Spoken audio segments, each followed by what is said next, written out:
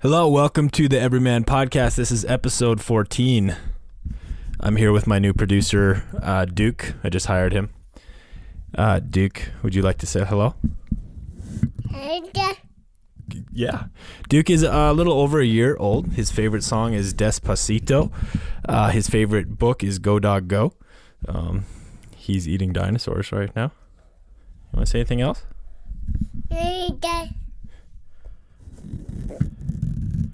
Deep thoughts from Duke.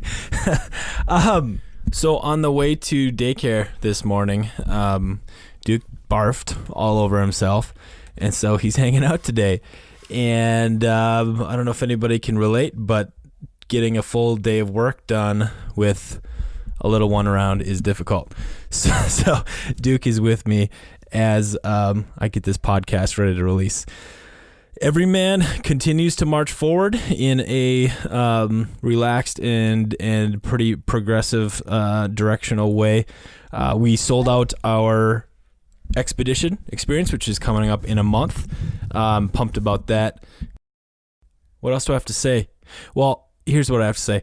Our guest today is Ezra Firestone. He is the founder and head cheese at smartmarketer.com, and he has a handful of online businesses that do incredibly well. I met Ezra a handful of years ago in New York City and actually helped him get his first feet on the ground, off the ground with some web videos that he did. That was a long time ago. I'm really excited to have him here today. He's a good friend of my close friend John O'Connor, who was on a different episode of this. And I'm speaking today with Ezra. He is in Hawaii. There's a lot of really cool, fast-paced, brilliant stuff happening in this interview. Stick around afterward and do... What should I do? What else should I do?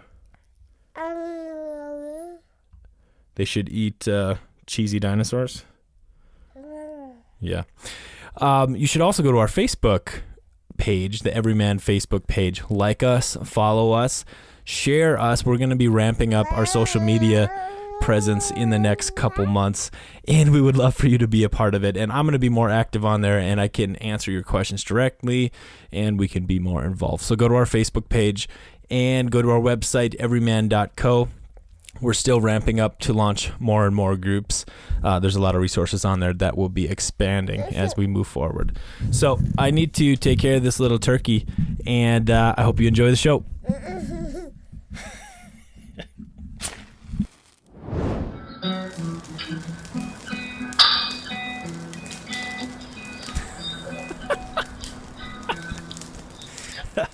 All right, I'm here with, I'm going to start that again. I was laughing in the middle of my intro. I'm here with Ezra Firestone, and Ezra, before I hear anything else, I want to know, describe to me your surroundings, because I hear something in the background and it's making me feel happy. So I am sitting in a house on Sunset Beach on the north shore of Oahu, Hawaii, across the street from the elementary school where I went to elementary school, and I'm actually meeting with my third grade teacher a little later this week, which is going to be kind of wild. That's amazing. Yeah, well, two things sound amazing. A, you grew up on the North Shore.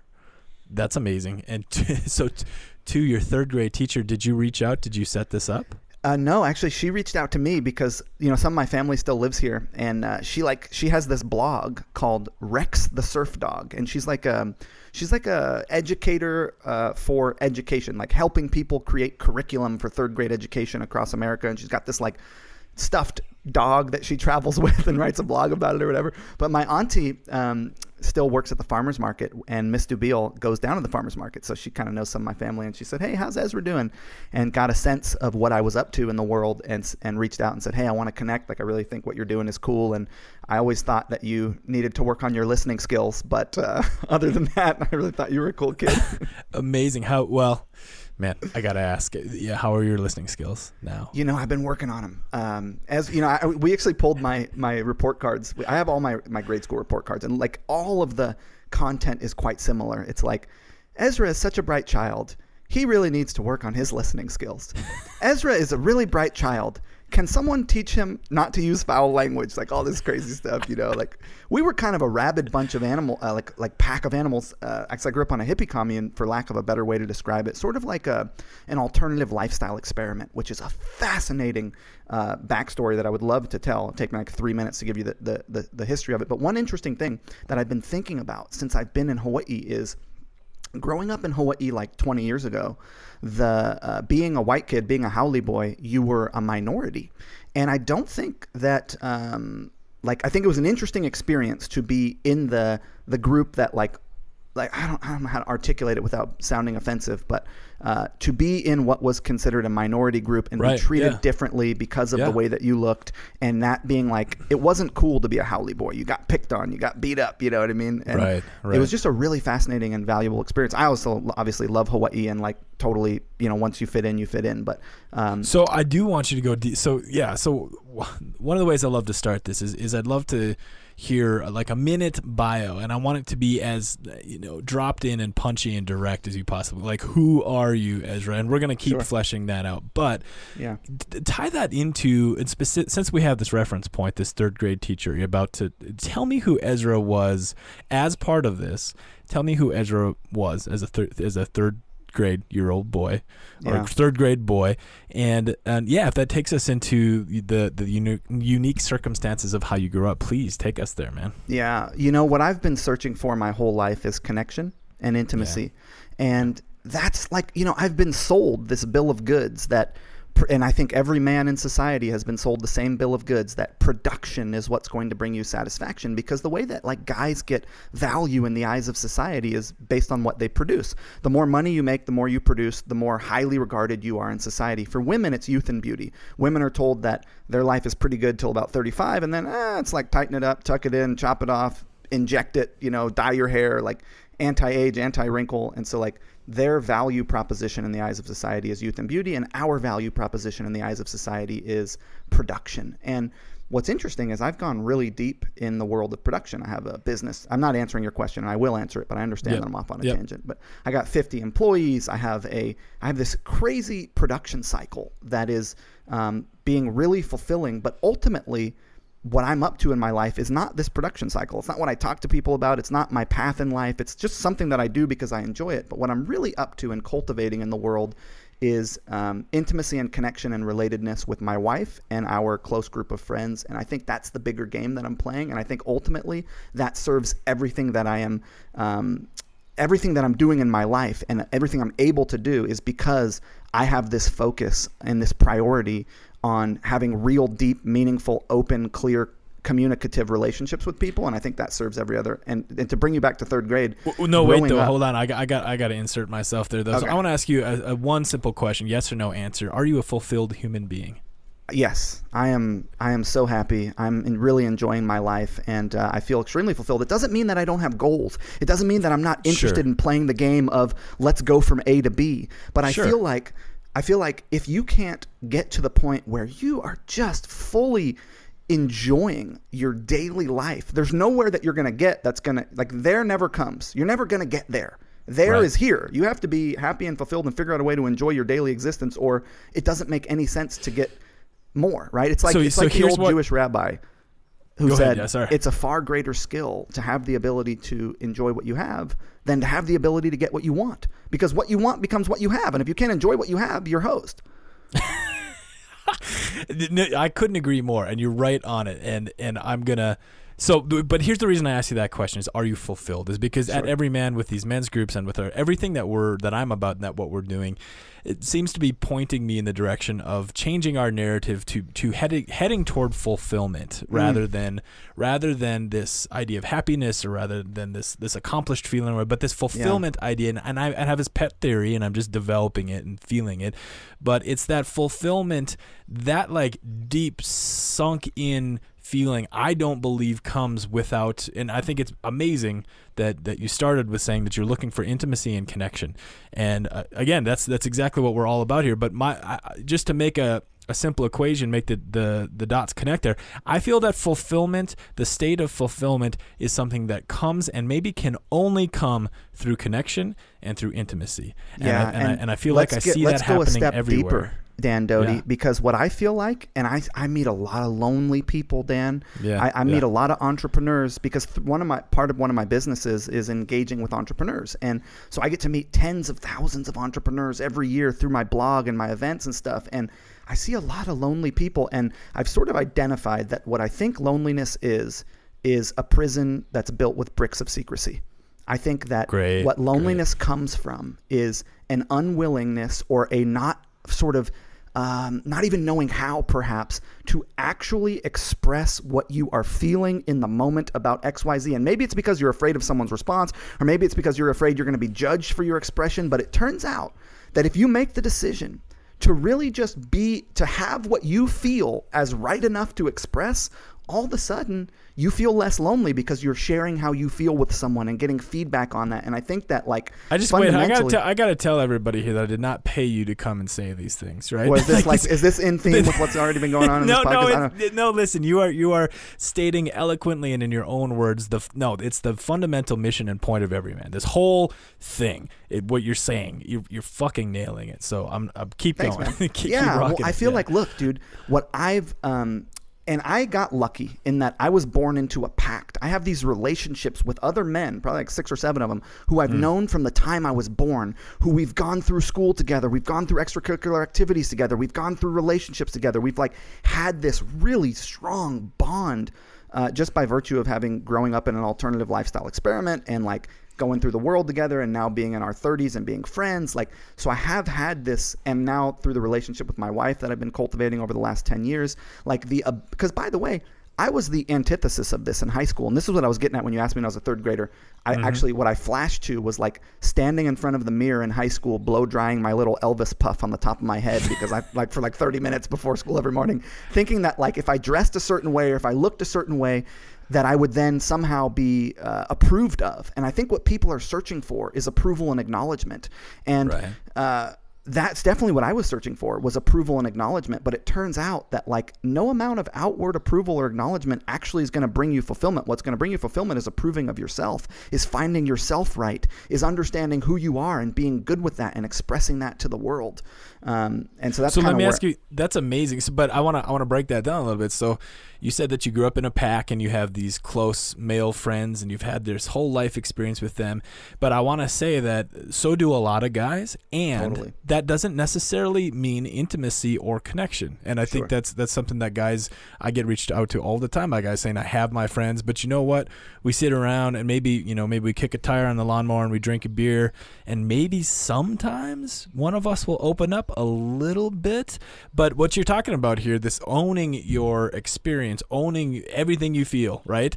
And being able to share it, it's the sharing it step that I think validates that. So what about you and your pack made it sure, but what about your was it the alternative lifestyle thing? What made it okay to be intimate and connected with your friends? First of all, I don't know that it was always this way. And I think it takes one person making a decision. It's like, look, if you do a diet for a week, it doesn't work. If you do a workout regimen for a week, it doesn't work. And this is the interesting thing about relationships, is they take what I call eternal vigilance. They take a daily commitment to showing up with a positive attitude and being open to doing that work. And so does sharing how you feel. It's not like you just do it one day. No, it's like you show up every day and you do that work, and you can be the bartender at the party. And what I mean by that is you can be the catalyst for creating that culture within your friend circle. It only takes one, because everybody wants this. Everybody wants connection. Everybody wants to be heard. In fact, I think attention is the greatest commodity in our society. I mean, I think therapists at one level are being paid to put attention on people, because everyone is so worried about their own performance that they're wrapped up in how they're performing, and they're paying zero attention to anyone but themselves. So if you're a person who's actually willing to put attention on other people, you end up being a very popular person, because they're not getting that anywhere else. And so my point is that I think you can show up and you can be that example and you can make that choice, and it will shift, and it may take time, but it will shift the relational dynamics of the people around you. Because you know what happens when you're around someone who is sort of owning their experience and sharing that with integrity and truth as much as they can in that moment? You're inspired to do the same. And it takes one person. It opens the door. It opens the door, and it makes it safe for you to do it yourself. And that again, that's a fundamental point of what we do in our groups too, is that one guy takes a risk and shares some vulnerability, and all of a sudden everybody else, first of all, can feel that guy. So like, I mean, you and me sitting here, like, like one of us says something that opens a door of vulnerability, all of a sudden we're connected. I think that's how connection works. We offer something, we put ourselves out there, we're vulnerable, all of a sudden we're connected. And with that connection comes exactly what you're saying, this attention, but this quality of attention that really means something. And you know, that heads toward that big F word again, the fulfillment word. Like that is, I mean, like I've been coaching people one-on-one for the first time for the past 4 months, and I got to tell you, I was scared to do it for a long time. And as I stepped into the world, I get off a call with somebody one-on-one where we're really deeply connected, dude. I have so much energy. I feel like it's like it feeds me, and I think it's different for everybody. But I think you are onto it. I think that this sort of connection is very simple. It's actually not that far from where we are. No. And it's just we want it. It's we always fucking there. need it. And what's interesting about human beings, and I think this is really cool, what you're doing with Evryman, is what we do. We're packed animals, we're herding animals, and we copy winning behavior. It's why I wore baggy jeans in high school, because I grew up I went to high school in the East Bay, right? And in the East Bay, the culture is very much of a hip hop culture, and the winning behavior, what looks like is a winning thing to do, is to be like a hip hop person, right? So like you copy what you think is winning behavior because you want to win. Monkey see, monkey do. And so with Evryman, you're showing that you can be a winning, successful, you know, guy in the world, and also be emotional, and also have emotional experience, and also share that emotional experience with other people. And what that's doing is it's cultivating a culture of like, that's a winning thing that people can copy. Because traditionally, I think in alpha male society, emotions are shut down as this thing that are you know, that you should ignore, that you should shut down, that you shouldn't feel. You should be strong, and you should be somber, or whatever the fuck, you know, I don't know. But the point Would you consider yourself an alpha male? Oh, for sure. 100%. I mean, I like to be the leader of the pack. I go to jujitsu. I am definitely interested in this like sort of domination theme that exists in society, which is another thing that I do have a point with. I want to take, like, why does everyone want to crush Monday? Like, maybe you should seduce Monday. Maybe Monday would like you to make it a sandwich, right? Like, why is everyone trying to like make Monday their, you know, expletive, you know, or crush Monday, or I'm going to kill the week? It's like, no. Why don't we like give the week a back scrub? Because the week is going to... It's Monday today. How did you approach your Monday this week? What did you do to Monday? Monday by waking up and appreciating it and being like, sweet, I'm super stoked that it's Monday, and going out and sitting, you know what I mean? Like showing some appreciation for Monday, getting myself ready for Monday. Because if I want Monday to show up for me, I got to show up for Monday. So I had my coffee, you know what I mean? I did a little stretching. I hung out with my wife a little bit in the morning and chilled out and just talked story and relaxed. So I got myself in a state of being, which I think is an interesting thing to talk about, Dan, is these emotional states of being, and how effective, how you can be responsible for your emotional state. Because one of the things that we get a lot of reality on from society and a lot of conditioning on is that you should be ruled by your emotions. Oh, I did this thing because I was angry, or oh, I did this thing because they did this and it made me jealous, and so I reacted in this way. And it's like this idea that you are governed by your emotional state, I call bullshit on. I declared shenanigans on that. If you look at a dog, it doesn't wake up in the middle of the night and then be all grumpy because it's tired. It wakes up and it's ready to go. And you as a human being have that same capacity. And this is one of my sort of core values in my life, is that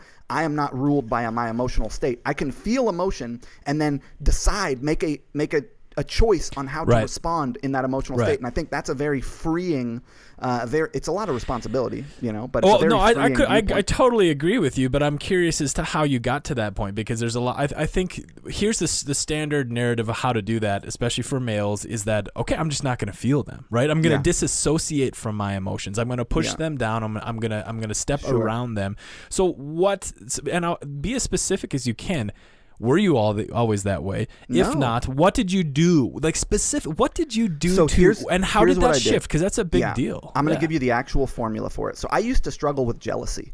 And so what I did was I looked at, first of all, if you're unwilling to feel your emotional experience, you cannot describe or share your emotional experience. So actually feeling what's happening is step one. So first of all, suppressing the feeling, now you're screwed, because now you don't actually know where it's coming from. You can't investigate it. You can't do anything with it. You're just victimized by it. So step one is actually feel whatever you're feeling. So I would be victimized by jealousy, you know, and I'd be all like a crazy mess. And so what I decided to do was, step one, let me just feel this. Let me actually try to identify where it's coming from. And now I have a background in interpersonal relationships and communication. And this place that I grew up, which I'll tell you about, what they teach is group living. What they teach is relating across the gender line. What they teach is communication. What they teach is man-woman relationships. What they teach is your human nervous system potential. Like, they teach all this cool stuff. So see, you got on a fast track. You got on a fast track at an early. I'm getting this sense. I'm getting this sense. Yeah, I was lucky. I get it. I got access to a lot of information a lot of people didn't have. But here's what's interesting: when you are the only reason that you don't want someone to do something is because I have a lingo term for this. It's called a fear of loss. You're afraid that if they do that thing, you are going to lose something by them doing it. So you've got some fear of loss, and that's the only reason anyone doesn't want you to do anything, is they're afraid that in some way they're going to lose if you do that thing. So what I had to figure out in relationship to jealousy was, what is my fear of loss in relationship to Carrie, who's my wife, having this behavior? Like, what am I so afraid of that has me feel so crazy if she's exhibiting this behavior? Like, what is it about? Like, and what it came down to at the end of the day was my own viewpoint of my value, right? Like, the only reason I'm jealous in relationship to her having some connection with some other person, not like a sensual connection, but just like a friendship or whatever kind of crazy stuff you decide to be jealous about, is I don't feel valuable or valued. And that's what I ended up coming down to. And then I was like, well, wait a minute. This is like, so basically what I realized, Dan, was that I was using jealousy as an excuse to get an emotional ride when I was bored. If I was bored, here was something I could latch onto that would give me a lot of emotional experience. And once I realized that it was like mental masturbation, that I was just fucking around because I was bored and I didn't have any other cycle that I was involved in. So this is what happened, is like, I wouldn't have a cycle that I was involved in. So I'd be, as soon as I wasn't working or doing jujitsu or whatever, some cycle, this was an emotional place I could go where I could get a lot of experience, a lot of emotional experience, which, by the way, it turns out people actually want the full spectrum of emotions. They actually want sadness and happiness and grief and all of it, right? Because otherwise you don't have context for the emotional spectrum. But this was a way that I could get myself off, essentially. As weird as that sounds, that is what was happening. No, I don't think it sounds weird at all. So how did you put a stint in there? How did you make some space? Did and here's my question, and I'm going to be a little challenging here, because I am sitting here in awe of your of your energy and of the rapidity. Like, you talk fucking fast, friend. Like, you're a fast talker. Sorry, man. I'm into this shit. No, it's good. But here's what I'm feeling too, which is I feel it's very impressive, because even at the speed in which you're talking, I can feel you very connected, and I feel you feeling all of these things. And I think that's, one of the things that we work on at Evryman is just slowing down. That's kind of our first step in general. Well, I think lingo helps. I think that, for example, I think that like a lingo to describe, and this is one of the things my wife and I share, is we have created a sort of a lingo to describe the emotional experience that we're in a conversation with together, that we're in a 10-year conversation now around emotional experience as it relates to our marriage, as it relates to the relationships in our life. And we have very specific lingo terms that we use to describe experiences that are going on. And I think vocabulary and framing for this is as important as the willingness to dive into it. You've got to have some kind of a frame that you're building this on. And so I have a 25 years of lingo related to emotional experience that I'm drawing upon from where I grew up, which allows me to sort of run through this stuff quicker. But if you don't have that, and by the way, this stuff isn't taught in school. You're not given this. You're not given this feedback that actually what's going to bring you fulfillment and happiness in life and sort of a sense of purpose and a sense of belonging is connection to other people. Right? You don't learn that anywhere. No, totally. So pull back the curtain for us, and I want to hear more about, because I have a handful of friends that grew up in alternative community settings. I did not. I grew up in the opposite, I would say, of that. But my friends that have grown up in this situation have, I would say, some superpowers when it comes to the relating part of life and the emotional part of life. And I think it's amazing. So the question is, tell me about it specifically, but then also, do you think that we can take this sort of, this more esoteric is one way to call it, but this way of relating, do you see it coming into the mainstream? Can it come into the mainstream? What will that take? What does that look like? For sure. And I actually do a lot of content. My wife and I do blog videos on our blog, so sort of related to this subject matter of how do you function in society as a normal person, but do so and have a winning and fulfilled sort of relationship and emotional life. And again, I actually think it's a lot simpler. Yeah, there's all this lingo and all this sort of stuff that you can explore in any one of these directions, whether it be an emotion like jealousy or whether it be how do you have more fun in your sort of friend relationships with the folks that you socialize with. But at the end of the day, it actually only takes one thing, which is a willingness to show. Consistency is the key to anything, right? Consistent. Like I tell people, the skill set that you want to acquire in life is that of mastery. And mastery is simply the willingness to put your attention in one area consistently over time. Pick up the instrument 30 minutes a day, you get better at it. Decide every day that for an hour, you're going to try on really being honest with whoever you're relating with about how you're feeling about whatever the subject matter is in that moment, and that you're not going to shy away for fear of hurting their feelings, and you're not going to shy away for fear of being judged about what you're actually thinking. Like, try that on. And what happens is over time, you get better at it, you get more skills with it, you get more people excited about it. So actually all it takes is the willingness to do it, and a couple different frameworks that you can leverage because it's like anything else, right? It's like you want to, like jujitsu or business. Totally. It's just like doing it, you know? So I don't actually think this is as complicated as it might sound. But back to the where I grew up, it's kind of a fascinating story. Can I go into that now? Please, yeah. Okay, so check this out. So I'm going to take you back pre-World War II, okay? If you look at America, it was developed east to west. And the houses on the East Coast in Pennsylvania and New York and stuff like that are these big sort of Victorian houses where like groups used to live. You used to live with your mother, your father, your grandparents, you know, families would live together, right? So then the war happens and the Depression sets in, and I think it's Eisenhower is the president at the time. I have to check that fact, but they're looking for a way to stimulate the economy. So what they do is they take the factories that were being used to make war machines, tanks, planes, etc., and they turn them into factories that make consumer durables, washing machines, dryers, toasters, and they write the GI Bill, which gives the soldiers returning from the war a way to get houses really cheaply. And they introduce this concept of military tract housing, what we know today as the suburbs. And they introduce this marketing campaign with the first sort of mass marketing medium that exists besides radio and newspaper, which was television, of this lifestyle of what I call two in a box, which is white picket fence, husband, wife, kid, because if you have all these single family units, each single family unit's going to need a washer, going to need a dryer, going to need all these consumer durables. And it was the greatest economic stimulus plan in the history of a nation, in my opinion. It worked extremely well, and the suburbs became the norm.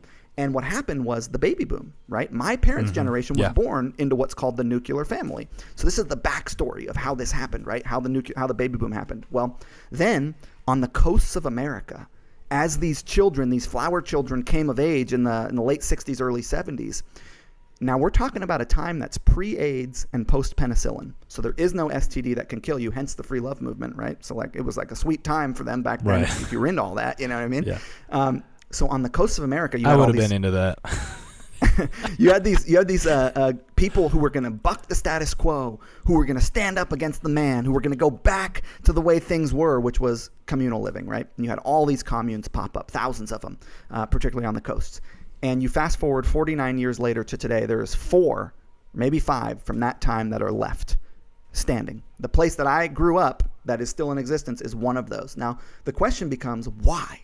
Why did all those groups fail? Well, when you begin relating with another human being in a group, which starts at two people as a group, things come up. Jealousy, money, possessions, communication, sensuality. And if you fail at any one of those, and there are more, then the relationship is ultimately going to fail. And so what this group has done is they've dedicated their life to researching what it takes to have pleasurable relationships across the gender line in groups. And they have come up with a bunch of really fascinating concepts. And sort of the way that they do it is like, and tell me if you want me to stop, but I got like 2 more minutes on this ramble. No, yeah, go for it. No, I like it. Okay, cool. So you have like these groups that have information on lifestyle. There's groups out there that have, content around like how you could live a better life. And I'm not going to name any names because I don't want to offend anyone, but most of them are coming from this viewpoint of what I call get well. There's one of my lingo terms, get well. And what I mean by that is they're prescriptive in their content. So they're basically like, you're wrong now, and if only you knew all this stuff, then you would be right. Come over here and we will prescribe you this dogma that you can subscribe to, and then you can get right. So it's all about how you're broken and how they can fix you, which, by the way, is how people sell you shit. Hey, you stink, buy deodorant. You know what I mean? Your teeth are gross, buy floss. Like, you're broken and I can fix you is how shit is sold in this society, okay? Yeah. Just as a general rule of thumb. And it's the same way that lifestyle content is sold. It's like, here's all the reasons you're broken. And by the way, people's big problem in life, Dan, is that they actually believe they're broken. They believe they're too fat. They believe they don't smell right. They believe they're not the right color. They believe they're too short. They believe that they buy into all these viewpoints about how they're wrong, and then they buy the solutions for them. So that's a lot of people's issue, is they're convinced that they're wrong because they're getting all this content from society about all the ways that they're inadequate, and then they believe that, you know. But anyways, so this group that where I grew up, they take a different approach. They are descriptive rather than prescriptive. So their viewpoint is, look, you are right just the way you are. You are not inherently flawed. You were not born with original sin, if you want to get all the way religious with it. But like, meaning you're not a broken human being. You're totally good. And what you're doing is you're acting with the best information that you have at the time. And when you get new information, then you make new decisions. So people are just a product of their conditioning. They're a product of where they were raised. They're a product of the group of people's viewpoints that they were raised around, and they're behaving in the world with you know, that information. And then so that is like just a description of how people behave. Is they behave and they react and they act based on the information they have at the time, which comes a lot from society and from where they were raised, right? So what this group of people does, and where I grew up, it's called Lafayette Morehouse. They're like, hey, look, we've been researching this for 45 years. Here's what we have found to work. We're going to describe it for you. If any of it sounds good, try it out.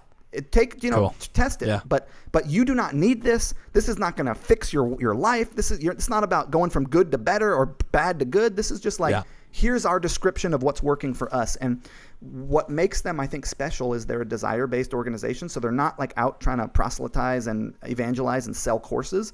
They're just like, hey, look, we'll put these courses on when people want them. So if someone comes and wants a course, they'll do it. And they do a lot of them because there's a lot of interest. But it's not like, I think there's purity in it, in that they're not out trying to make a dollar. Therefore, they can afford to relax and sort of just describe what they're finding to work within emotional relationships and relationships across the gender line and relationships with groups of people. And there's a lot of really interesting sort of strategies that they've come up with in relationship to how to win at relating that I could go into, that I use in my own life, that are awesome.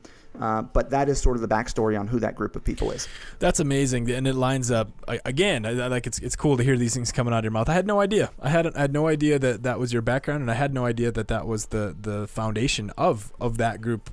And again, so that descriptive rather than prescriptive is something that I have found through my life and my life experience. A lot of it maybe started when I spent a bunch of time in the wilderness, but that's I'd say one of my core beliefs and tenets is that we looked at things from that perspective. So and one of the things that they always say is like, look, the truth is the truth. You might find access to your truth in the wilderness, and you might sort of, you know, that might be where you're inspired to really look at what's going on in your life and how you're perceiving the world and how you're reacting to the things that are coming at you, and sort of your own personal responsibility for how your life goes. Because at the end of the day, that's what it comes down to, right? It comes down to taking responsibility for how your life is going and not being willing to be victimized by society or your spouse or your friends or whatever. Not like being willing to be a sort of hero in your own story and say, I'm going to take, because obviously, look, I'm not arguing against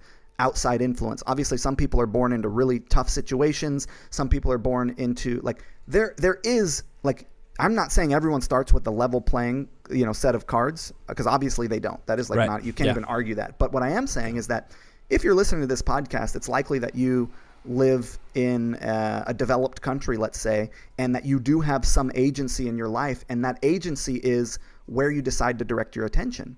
And because you get to decide where you direct your attention, therefore you then get to, on some level, decide what you're experiencing, in as much as you're having some level of agency with regard to where you put your attention. And so therefore, because fundamentally what we get to do is we get to experience things and then judge them as good or bad. And we kind of get to do the judging of what was good and what was bad in most cases. I mean, sure, there's like your moral line and stuff. But my point is that, like, if you're willing to take responsibility for what you perceive in relationship to where you put your attention, and then you're willing to take responsibility for you being the one who ultimately gets to decide whether it was good or bad, you have a lot of freedom in your life, because now you're deciding where your attention goes. And maybe that is, and I would suggest it being on the emotional side of your life in relationship to how you feel about things and what you feel connected to, and exploring that, because that ultimately is where I see that people find fulfillment. But like, you are responsible for your worldview and your existence, and that's actually a really freeing and cool place to be, because it's a lot of power. Yeah, no, I get it. Yeah, I think that's worth repeating. Is that what you're talking about, in my words, or just reflected, is that you're talking about a sense of agency, or a sense of like deep responsibility everyone has for their own everything, really, when it comes down to it. But I want to go back here. Like I'm picturing someone who, so we've brought up the concepts of the suburbs, and we've brought up the concept of this agency thing. So picture somebody who lives in the suburbs, maybe has a 9-to-5 job that they feel stuck. They feel like they don't have this agency. I'm curious, on a personal level, like very personal, like, can you connect and feel what it would feels be like to because be defeated, feels like to be out of energy. Maybe, like, but even more so, just in a very personal, like, you lived in the antithesis of that. You grew up in an arena where, and I don't want to project onto what your experience was, but for somebody who maybe grows up in a suburb of Ohio and goes to goes to church and school and just like maybe gets married, and then this thing, you're talking these amazing. So let me give some practical examples of how you can sort of relate with this in your own life. So I did grow up on a commune, but I went to normal school. You know what I mean? I had to get we didn't have any money. We weren't like rich by any means. So I had to like always be working at the flea market or getting normal jobs. And when I moved to New York, I literally had like basically $0. And so I took a job at a yoga studio. I was working like 90 hours a week, between commuting and actually working there. And I felt this, like, gosh, I don't know how I'm going to, like, I felt this non-enjoyment of my work life. Like, it wasn't fulfilling. It wasn't fulfilling to me. It wasn't what I wanted to be doing with my time, but I had to do it to pay the bills. And I never got to see my girlfriend at the time, who's now my wife. Like, she was in school and I was working all the time. Maybe we would eat dinner together for like 30 minutes at night. Right. And so I can't say I can relate to all those experiences, but I definitely had my own level of like, man, how am I going to change this so that I can't do this for the next 20 years. I got to figure something out so that I have more. Are you the penultimate entrepreneur? And like, listen, we don't know each other that well, but I look at you, my like simple, quick judgment of you is you are like a penultimate entrepreneur. Like you have fucking made it happen. You have created these things. You are very successful in what you do. You've put yourself out there in a very clear way. Do you feel like does that come out of your childhood and how you grew up, or is that just a part of you innately, or like what is the drive? Because I look at you what and I was getting at, our worked, businesses right? do really well. We're in the tens of millions of dollars per year range. And this all started with zero money off a couch in Brooklyn, and this ragtag bunch of friends that I have, as employees. But so we have, it's amazing what we've been able to create in a very short period of time. But here's what it comes down to: is I was willing to, even in the face of that tiredness, because what I felt, Dan, was tired, man. I felt I felt tired, and I don't know how to describe it. It wasn't that I felt defeated. It wasn't that I felt I just felt tired. Like, gosh, this is draining, And so I made a decision to move in a direction that could elicit some change in my life. Now, I had the connection part because I was always super committed to keeping that as my priority in life, because ultimately what I'm doing in my life is my relationship with my wife, and my business is second to that. The whole business could go away, all the money, all the drama, all that stuff, and what I care about really is this relationship that we're cultivating together. That's really what my priority is. And one of the things that I'm really clear about is not building a machine that takes over my world. So I set really hard boundaries on work, because a lot of times with entrepreneurs, and I am going to answer your question that you just asked, but a lot of time with entrepreneurs, their work ends up bleeding over into the rest of their life, and there's no way for them to draw a clear boundary, and it just is pervasive, and it ends up eating into all their time. And like, I think it's Murphy's Law, perhaps, that says that work anything will fill that can happen will happen. That's Murphy. There's I mean, Parkinson. There's some other law that says work will fill the time that you give it. And it's so true, especially if you're doing your own work. So like, Right. luckily for me, when I was building my first e-commerce business, I only had 90 minutes after work, that after I'd eaten dinner with Carrie, that I could even decide to do anything because I was so tired, So my point is that give yourself 18 months and commit to an hour a day towards whatever you want. And actually, that's really about what it takes. If this whole like get it done in 2 weeks, no, it's not going to work. You got to give something 12 to 18 months of real solid daily or at least 5 days a week commitment if you want to actually affect that change in your life. And I can tell you from a number of areas that I've now dedicated this level of attention to, and we're going back to this willingness to dedicate your attention to an area consistently over time being ultimately what it's about. Right? Yeah. Like we launched this, and you want to just go in the business realm, we launched a software as a service business. We hadn't done that before. What it took was consistent, dedicated attention in the direction of that particular venture to make that work for your podcast, for your experience with hunting or whatever you're into. Like, that's what it takes. And everyone has an hour. The average American watches 4 hours of television per day. The average American is on 1 hour of social media per day. It's like, take one of those hours and put it in the direction of something that you want in your life that's going to ultimately lead to better. Again, Dan, it's this responsibility. It's this willingness to take responsibility for your circumstance and affect change by putting your attention in the direction of something better. It doesn't mean it's going to be easy. I almost went bankrupt several times. I've had to fire people. It's not like it's going to be easy, but you can do it.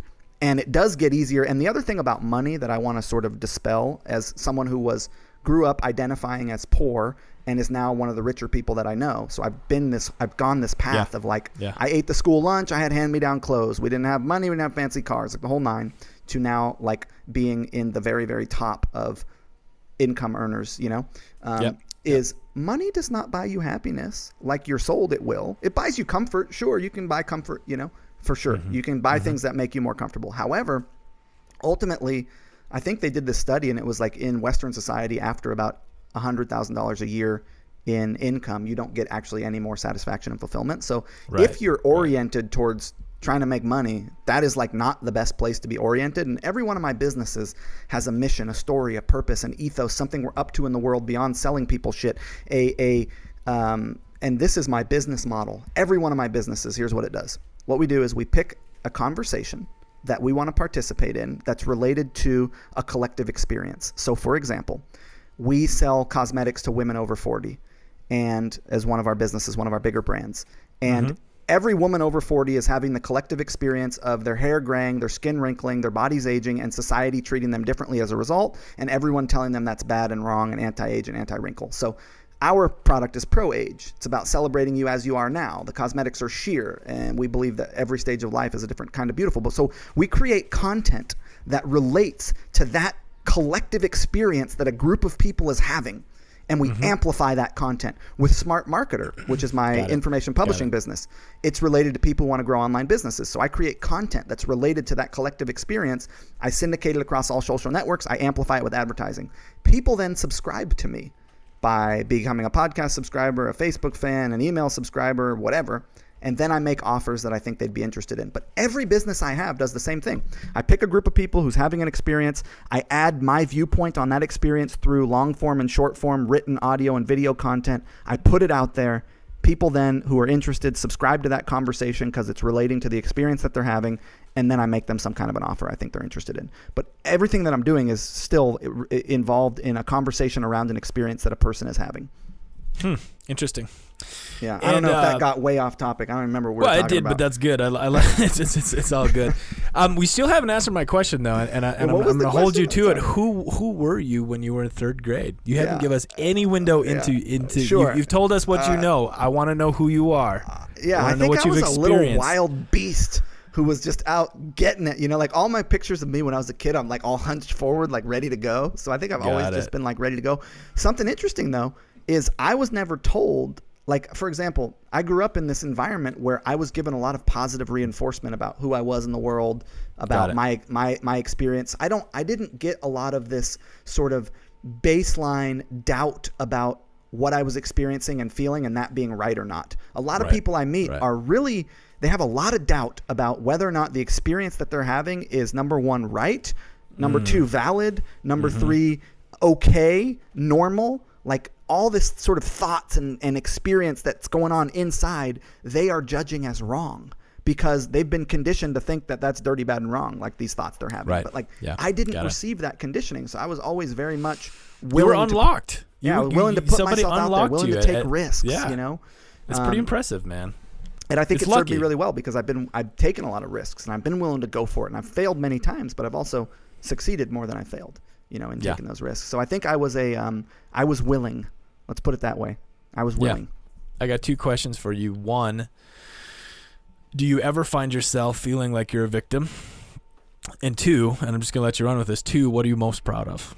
Sure. Yeah. So I think definitely. I think one of the ways that I get victimized is in relationship to my physical body, or I guess physical body is redundant. My body, right? Like I grew up doing judo for like 20 years, and I then stopped using my body for like 10 years, and now I'm back to like actively using my body, and I experience a lot of pain physically from time to time in relationship to like nagging old injuries, and like I find myself sometimes sort of playing victim to that, or emotionally like being like, how do I articulate the experience of victimhood? I suppose it's a unwillingness to take responsibility for the experience that I'm having.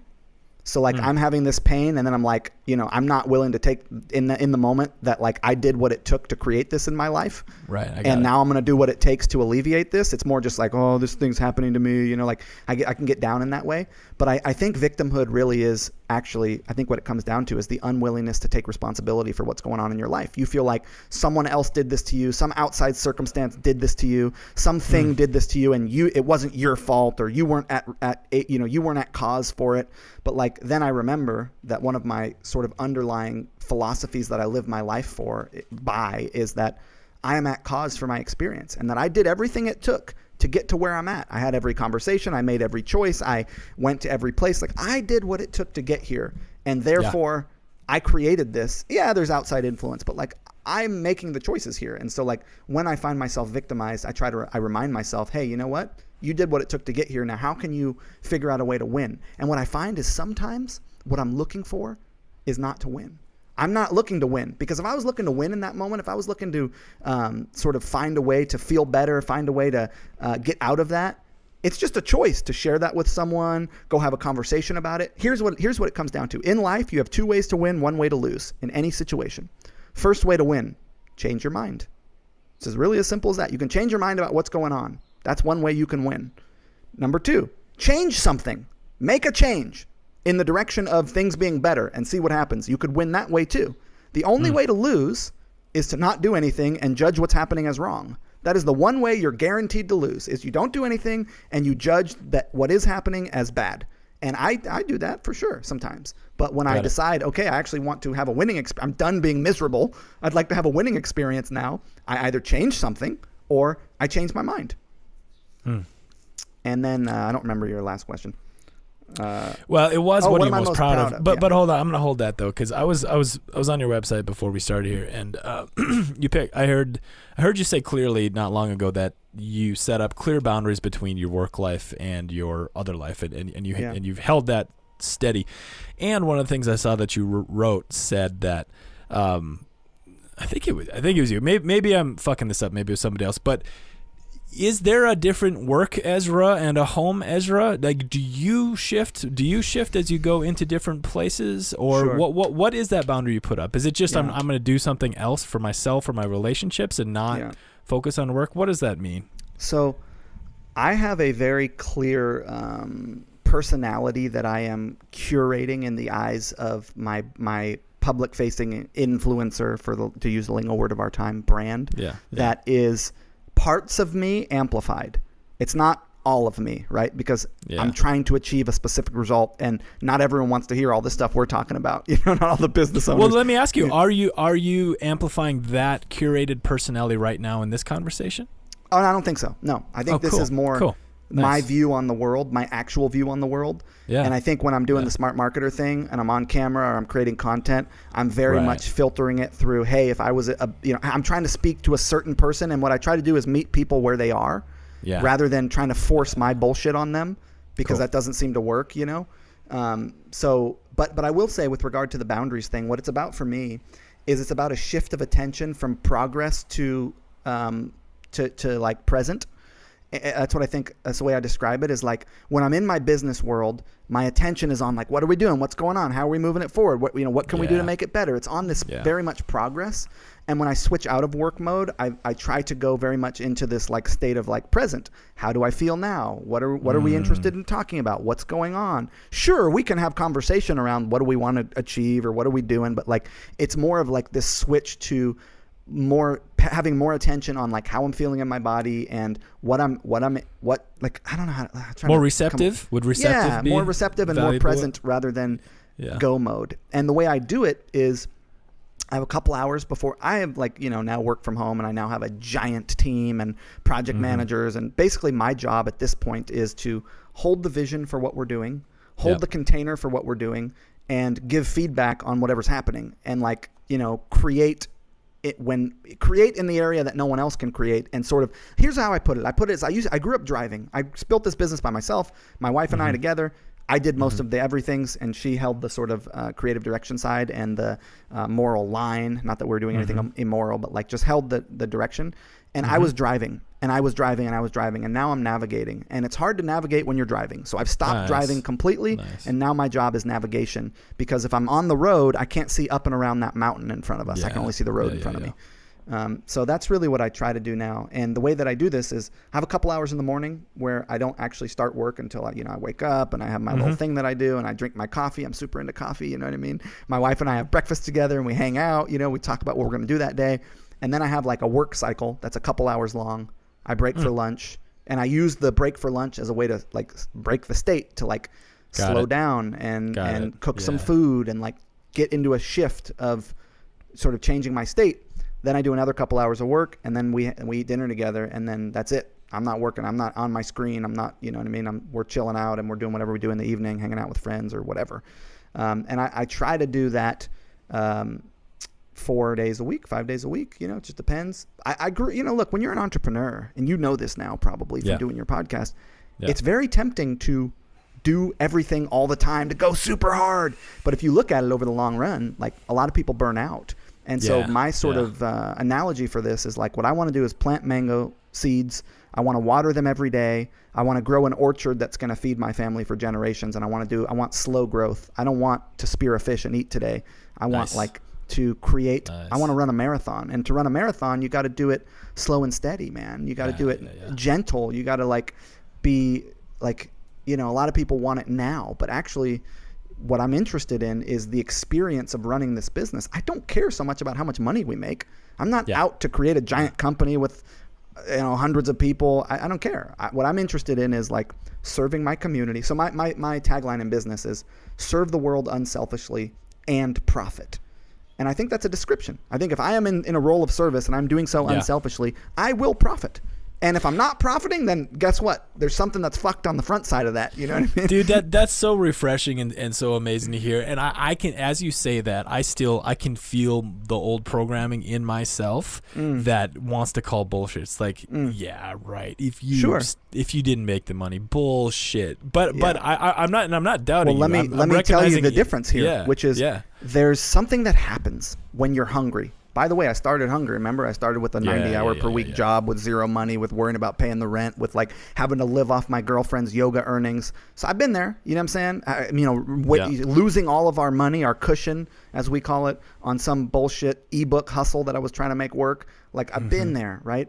So when you're in this spot of being hungry, you will pretty much do anything. As long, obviously I have a moral line that I subscribe to, but like you're willing to just do what it takes to make it. But then what happens is once you've sort of gotten some level of comfort financially, at least for me, a shift takes place, and you're like, start looking at, well, like, what am I doing in the world and why? And what do I want to create and cultivate? And what do I want to curate? And like, okay, I'm making $75,000 a year. I can pay my rent. We can eat out. We can have nice stuff. We're pretty well fine. You start, like, you get to that point where you're like making a decent amount of money and you're cool. And then it becomes about what do you want to create? And so what I find is like, once you have everything that you want, at least for me, then it becomes, I want everyone in my close circle to have everything they want. Then now I want my community to be benefiting from this. Now I want the greater world to be benefiting from this. I apologize, there's a bus in the background. But like, I feel like that shift or that viewpoint or that place that I'm at with relationship to serve the world unselfishly and profit is hard to grok when you're still hungry. But once you're not hungry anymore, it's a very easy jump to make. So I totally understand the calling bullshit on it. Yep. I really do. And I've been in that spot of like, fuck it, I'll do whatever it takes. But it switches. It really does.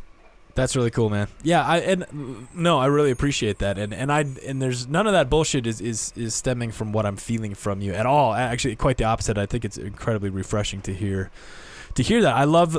Can you say it one more time? So to serve the world unselfishly and profit from it. Serve the world unselfishly and profit. I think that I'm just going to let this bus go by. It's actually a garbage thing. So serve the world unselfishly and profit. Yeah. So, if you go to smartmarketer.com, which is my blog, you'll see it right at the top. And I really do think that is a description. I think that is descriptive. I think if you are in a role of service to a community of people, you will profit in a number of ways. And it won't just be financially. It won't just be monetarily. Another thing that I think about business is that you should have a tagline that describes what you're up to in the world in one sentence so that people can really sort of get a sense of who you are. So for Boom by Cindy Joseph, the cosmetic line I told you about, the tagline is, it's about women, it's about beauty, it's about time. Cool. So I really am a big fan of that tagline thing. Nice. But anyways, I'm gonna throw you a curveball. Yeah, hit me with it. What in life brings you to your knees? What just like brings you a sense of awe of like, holy shit? Lately it's been confronting nature, like standing at the foot of the ocean and realizing how vast. How vast this experience is, how expansive this world is, how little control I actually have over what's going on, because I like to think that I'm in control. But like when you confront the sort of expanse of nature and you realize how small you are in relationship to like what's like sort of the cosmos and what's going on in the ocean. And like I was out in the ocean in some pretty rough waves yesterday, and I grew up in Hawaii, so obviously I can swim and I know how to surf, and like I'm comfortable in that environment. But like, gosh, it just is, man, it's really intense to confront the sort of greater forces of this world beyond civilized, sort of industrialized society.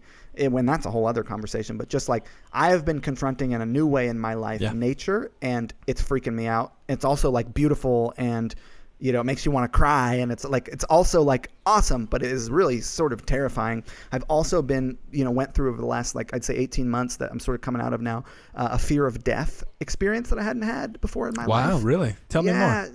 Just like a confronting of my own mortality. I had someone really close to me get extremely sick, and I watched their physical body sort of deteriorate in a way that I'd never seen before, really right in front of my eyes. And I've seen dead bodies. I've seen people die. I found my grandmother on her floor in her Queens apartment when she'd been there for a couple days. And so I've sort of experienced death, but as a younger person, and I recently, and people who are older than me are going to think I'm a goofball, but I will say that I'm 30 now, right? I turned 30 in October, so I'm in my 30s. Yeah. And it is a different experience than being in your 20s. And you can call me young, and you can judge my life experience as short, and I don't know what I'm talking about. And fine, I obviously, if you've lived longer than me, you have more context. However, I will say that from my own personal experience, I feel like something has shifted in my world, and maybe it's just in my head, but like this whole like my 20s was about getting there. It was about getting there. And in my 30s, what I'm feeling really is a lot of like, of desire to fine tune, desire to be deliberate, desire to slow down and really have a look at what's going on. And part of that was, anyways, I started this on fear of death. Yeah, I had some sort of anxiety attacks in relationship to that I am going to die someday, and that was pretty heavy, But I feel like I've how do you go through it? You go through it by going in it, So I've gone into that pretty intensely in some meditations and stuff, and so it's been a intense emotional ride, which I think actually is what people are looking for, whether they're willing to admit it or not. People are looking for intense emotionality in one way or another, and they're going to have it, and they're going to have it by default, or they're going to have it deliberately. So you might as well have it deliberately. You know what I mean? Maybe this will play into that question, maybe it won't, but this is sort of a stock question I like to ask every guy on here, and that is, what was the moment, if there has been one, that you felt like you really stepped into manhood, that you crossed the threshold of maturity? When did you become a man, if you feel like you have? And what does that mean? Yeah. I think for me, one of the things that I struggled with in my life was setting boundaries. I would do what I call playing both sides against the middle, where I would want to please everyone. And so I wouldn't be actually sort of 100% straight about how I really felt about what was going on, or I wouldn't be 100%. I would make things sound better than they were. I would try to have people not feel bad or hurt, or I'm always the guy who has all the gossip. I know everything that's going on with everyone in my social circle. So like they call me ear to the street. You know what I'm saying? Like I got my ear to the ground. I know what's going down. And so that is a great power, to have people be willing to be open to you and share what's going on. But it's also a responsibility on my side to hold a firm line of integrity and truth in relationship to how I feel about it, or in relationship to conveying what's actually going on. Because if I'm not willing to do that, Dan, how can I expect anyone else to do it? Right. If I'm not willing to hold that myself, how can I actually expect anyone, and I claim to want this, by the way, to do that, right? So I feel like in the last 3 years, I've really become a lot stronger in my willingness to show up in that way, and my willingness to actually be honest about what's really going on with me and with. I'm no longer playing both sides against the middle, and that's something I had to work on because it was tough for me, man. And that was really a big one for me, was being able to set real boundary, and also having boundary is right. Because I always thought, like, I had this idea that a right guy didn't have any boundary, right? Meaning like a right man would be willing to give beyond his surplus. But actually it turns out that if you give beyond your surplus, you're doing everyone a disservice, because you then resent the person you gave the shit to because you didn't really have it to give. So I stopped giving beyond my surplus, and that changed my life. And so what were the direct effects, do you think? Like what's measurable there? Sort of more intimate, closer friendships with the people who I was already close with. More intimacy and closeness with my wife, sort of her trusting of me to hold certain things. Like I'm having a hard time pulling a specific example, but like she knew that, like, this is not a mystery about how I behave in the world. Like between us, she knows I struggled with that. You know what I mean? So like she would be like, hey, in this case, don't be fucking playing both sides against the middle here. You know what I mean? Like don't like. Yeah. So she's really good at that, and she's really taught me a lot about that part of life. Like she's got really firm boundaries, and she holds those things, and she doesn't compromise them, and it's like really a beautiful thing. And I think through example, I was able to learn how to do that. Right. Maybe I didn't have any examples of that in my life. I don't know, but I struggled with that. And that was a good one for me. Amazing. I have one more question geared up, and it's very general. You could take it anywhere you want to take it. But what do you want? Deep. Like, what do you want? Well, I mean, the first thing that comes to mind is to sort of take care of the folks who raised me. This group of people, this community of people who raised me. I'm really interested in doing what it takes to take care of them in any way that I can, which is really. And I also want more connection and intimacy and depth of my relationship with my wife. Like I'm interested in continuing to explore that. I want physical well-being. I want to do the work. I want to be willing to do the work. And that's a daily willingness in all the areas of my life. I'd like to get a black belt in jiu-jitsu. I have a bunch of goals, but at the end of the day, I think it comes down to I want to be willing to step up, because there's days where I'm like, you know what? I'm not going to do my foam rolling today, or whatever the thing is that I'm doing for my rehab, or I'm not, I'm not going to train today, or I'm going to check out for the day. And it's not that it's okay to check out. Like you got to be willing, you got to be able to check out and take breaks and take rests. But in general, I want to be able to live up to the commitments that I've set for myself, and sort of I want to be willing to do the work, and I think that's a daily thing. I think that's a daily willingness, and I think that's a choice that I have to make every day to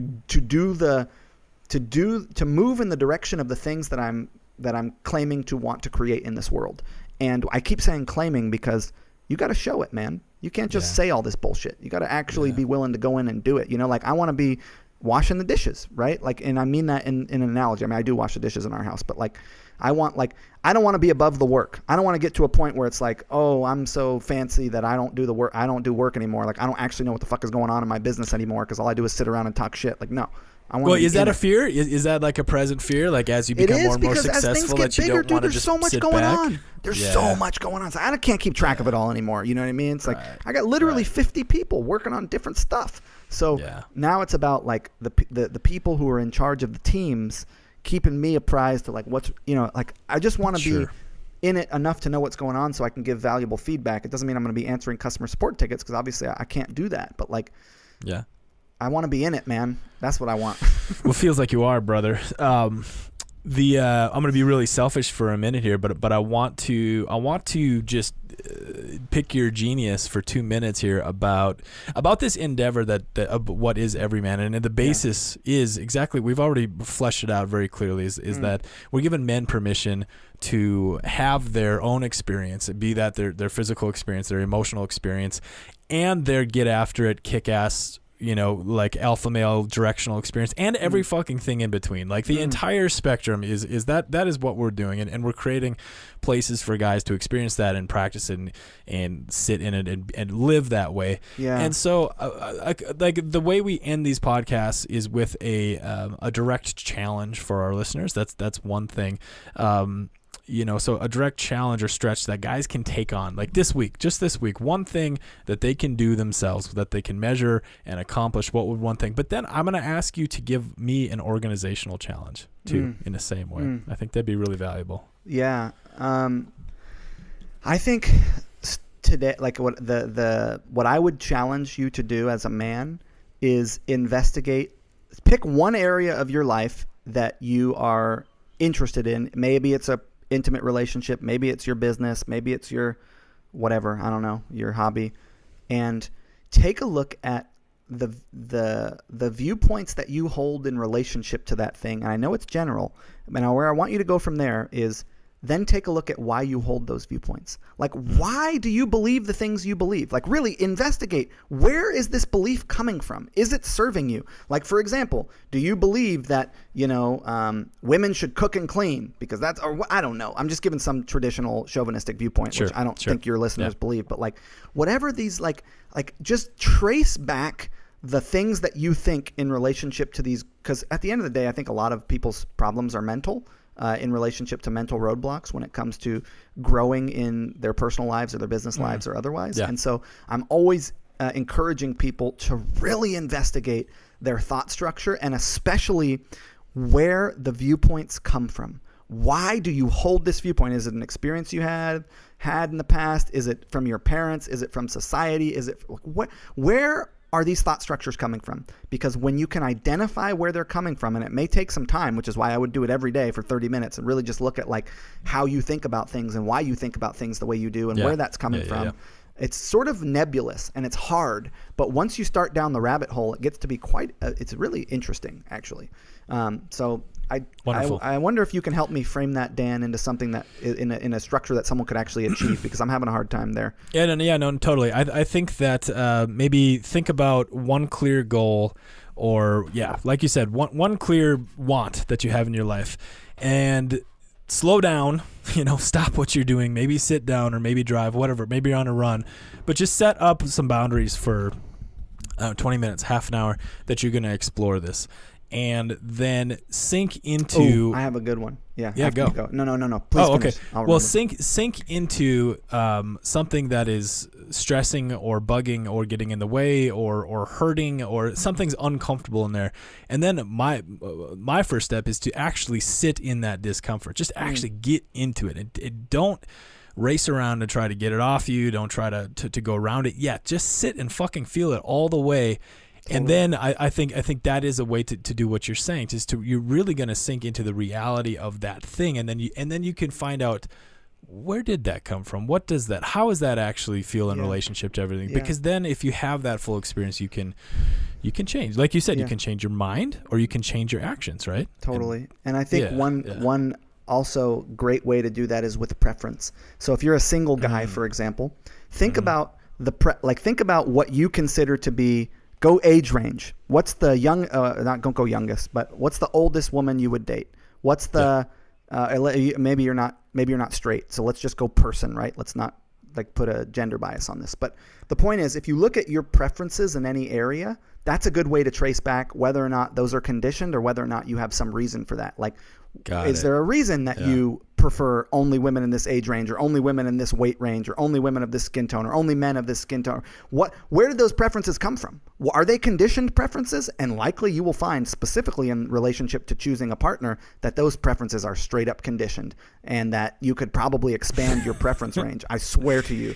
I like that one. I met my wife on Match.com in New York City, and I did this thing where I put in every search parameter I could. I narrowed the entire feminine population of New York City into six women, and had it been 1 month later, she would have aged out of my age preference. Wow. Yeah. How about that? So I think that's an interesting one. Now, with regard to you as an organization with Evryman, what I would challenge you for, what I find is that for growth, people need framework. So if you could get the men who are engaging in this experience with you to create frameworks for how they're approaching this. Hey, here's what I'm doing this week. Here's what I did that helped me, and break it. Other guys can then copy that. And that is so helpful. Framework is so helpful. And I would try to get I try to get guys sharing their frameworks with each other, because I feel like that would engage the community. It would connect the community. You could give feedback on the framework. You could have a Facebook group or something. I don't know. But I think that would be a way to really bring people together. I certainly would love to see what people are doing personally. I think it'd be awesome, Cool, brother. Is there anything else that you want to share, or anywhere we didn't get that you really were hoping to? No, I just I don't know if you remember this, but you had a really positive impact on my life. You cut the promo video for what was the first ever sort of face-to-camera foray I had into this industry, which was my buddy John O'Connor and I were doing a marketing meetup in Manhattan, and you came down and you cut this promo video for Manhattan marketing meetup. We had like a whole promo for it. I fucking forgot about that. Yeah, do you remember that? And so I remember going to your apartment. I remember we were like working with a set. I don't remember doing the editing. Dude, we went down to the waterfront or whatever. Yeah. And so that was like I think 2012 or 2013, and that sort of really was the thing that, and I got my first blog post out of that I did on my blog, was a video from that shoot, and that sort of kicked off this sort of public figure persona thing that I'm doing now, which is like, now I have a huge following of several 100,000 people, and I've got like a whole lot going on in that area, and like you really kicked that off. So I'm like super grateful to you for having been willing to do that. We didn't know anything about video production back then, we didn't know anything. So I'm grateful to have had a part, man. Yeah, for sure. That's exciting. And I'm really grateful to you for being here, to giving your time and your experience, and we're not brand new, but we're still lifting off the ground. We have some big fucking beautiful ambitions, right? And all the things that you share about, the purpose and having more behind what we do. I feel really gratified and validated by talking to you, because I feel like we are like this Evryman thing. We are on fucking point, and I'm excited. For sure. Well, I would love to share this with my community when it's out. So let me know. I think I got a lot of guys. I have a lot of young guys in my group, or even not even just any guys. I have guys who are 20 to 60. So I think this is really like, I like the mission of like creating a safe space, a framework, a positive environment for people. And I like that it's focused on men, because you need a niche group, but people in general to share their emotional experience and have that be positively reinforced and explore that and have that ultimately serve everything that's going on in their life. I think it's a really fucking cool thing, man. Cool, brother. Hey, thank you so much. And we'll do this again. We'll talk. Awesome. I look forward to it. Thanks, Dan. Okay. Take care. I hope you enjoyed that. You can find more about Ezra and his work at www.smartmarketer.com. Dude. Come on, man. I still have my producer with me here. You can find more about Ezra at www.smartmarketer.com. And follow up. He's got a lot of great stuff on the web about marketing, but about all kinds of things. He's a great guy to pay attention to. If you haven't yet, go to iTunes or however you listen to our podcast and subscribe. If you have a minute to give us a review, do so. Every time that you share this, it helps us build what we're doing, and it gives you an immediate way to be part of it. All right, guys, have a good one. Bye.